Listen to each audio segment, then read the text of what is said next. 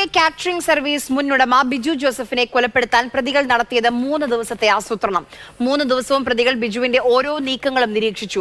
ബിജുവിനെ തട്ടിക്കൊണ്ടുപോയ സ്ഥലത്ത് നിന്ന് ബിജുവിന്റെ ചെരുപ്പും ആക്രമിക്കാൻ ഉപയോഗിച്ച പെപ്പർ സ്പ്രേയും കണ്ടെത്തി. ബിജുവും ജോമോനും ഉപ്പുതറ പോലീസ് സ്റ്റേഷനിൽ സാമ്പത്തിക ഇടപാടുമായി ബന്ധപ്പെട്ട് തയ്യാറാക്കിയ കരാർ രേഖകളും പുറത്തു വന്നിട്ടുണ്ട്.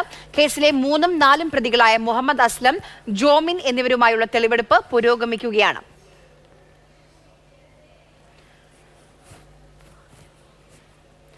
ശ്യാം പ്രസാദ് ഉത്തമൻ നമുക്കൊപ്പം വിവരങ്ങളുമായി ചേരുന്നുണ്ട്. ശ്യാം, ഇന്നത്തെ തെളിവെടുപ്പ് പൂർത്തിയായോ? എന്തൊക്കെ വിവരങ്ങൾ ഇന്ന് പല സ്ഥലങ്ങളിൽ ഈ പ്രതികളെ എത്തിച്ച് തെളിവെടുപ്പ് നടത്തിയിട്ടുണ്ട്? എന്തൊക്കെ വിവരങ്ങൾ ശേഖരിക്കാനായിട്ടുണ്ട് അന്വേഷണ സംഘത്തിന്? ഇതിൽ പ്രധാനമായിട്ടും തെളിവെടുപ്പ് ഇപ്പോൾ പൂർത്തീകരിച്ചിരിക്കുകയാണ്. ഇനി പ്രധാനമായിട്ടുമുള്ളത് ഈ പ്രതികളെ വീണ്ടും കസ്റ്റഡിയിൽ വാങ്ങേണ്ടതുണ്ട്. ഇതിൽ ഈ മുഹമ്മദ് അസ്ലം, അതോടൊപ്പം തന്നെ ആഷിഖ് അടക്കമുള്ള പ്രതികളെ വീണ്ടും കസ്റ്റഡിയിലടക്കം വാങ്ങേണ്ടതുണ്ട്. ഈ ആഷിഖ് നിലവിൽ വടക്കേക്കര പോലീസിൻ്റെ കേസുമായി ബന്ധപ്പെട്ടുകൊണ്ട് റിമാൻഡിലാണ്.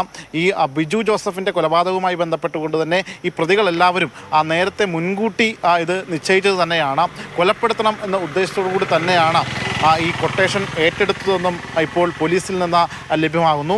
ഇക്കഴിഞ്ഞ 15-നാണ് ഇവർ ഇതിനു വേണ്ടി തൊടുപുഴയിലേക്ക് എത്തുന്നത്. തുടർന്ന് 19-ന് ബിജുവിനെ തട്ടിക്കൊണ്ടുപോകാൻ ശ്രമം നടത്തിയിരുന്നു. പക്ഷേ ഈ കഴിഞ്ഞ 15-ന് ശേഷം 3 ദിവസങ്ങൾ ബിജുവിനെ കൃത്യമായ രീതിയിൽ ഇവർ നിരീക്ഷിച്ചു.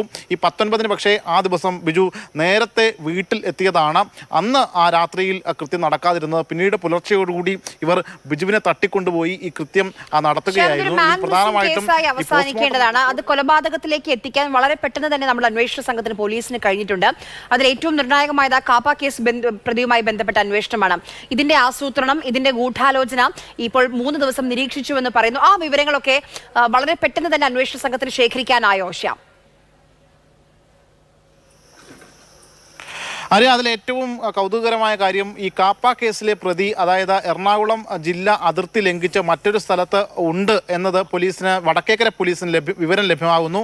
ഈ വിവരം തൊടുപുഴ പോലീസിനെ അറിയിക്കുകയായിരുന്നു. തൊടുപുഴ കലയന്താനിയിൽ ഈ കാപ്പ കേസ് പ്രതിയായിട്ടുള്ള ആഷിഖ് ഉണ്ട്. അതുകൊണ്ട് തന്നെ ആഷിഖിനെ കസ്റ്റഡിയിലെടുക്കണം എന്ന് വടക്കേക്കര പോലീസ് ആവശ്യപ്പെടുന്നു. അങ്ങനെയാണ് തൊടുപുഴ പോലീസ് ഈ കൃത്യം നടക്കുന്ന സ്ഥലത്ത് നിന്ന് ആഷിഖിനെ കസ്റ്റഡിയിലെടുക്കുന്നു. പക്ഷേ ഈ ആഷിഖിനെ കൂടുതലായിട്ട് ചോദ്യം ചെയ്തപ്പോഴാണ് മറ്റ് വിവരങ്ങൾ ലഭിക്കുന്നത്. അതുകൂടാതെ തന്നെ ഈ ബിജുവിൻ്റെ ഭാര്യയുടെ പരാതിയുണ്ട്.